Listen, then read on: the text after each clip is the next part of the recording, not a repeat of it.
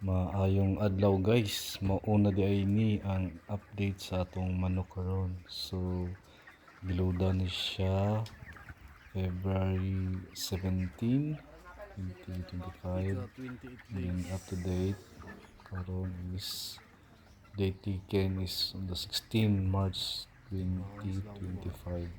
So 27 days ni sila, tapos uban itimbang na og average 1.6 to 1.75. So ano na sila karon, ready for harvest, schedule ugma sa 28. So mo ni karon ang kahimtang nila. So far so good. So dili man kaya na gamay og dako, pero let's see kani akong gikuha. Timbangon nato muna siya. So dahil lang kay mura og ilas gamay. So si ato ra ni mag-budget karon kani hinay. Kadila.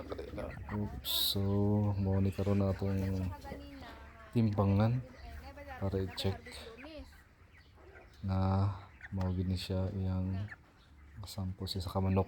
So 1.7. So nag-range siya 1.7, 50, 40. So muna siya. So since random na rin siya nga pag ko select. So okay na siya for harvest tomorrow. Again, thank you guys for watching.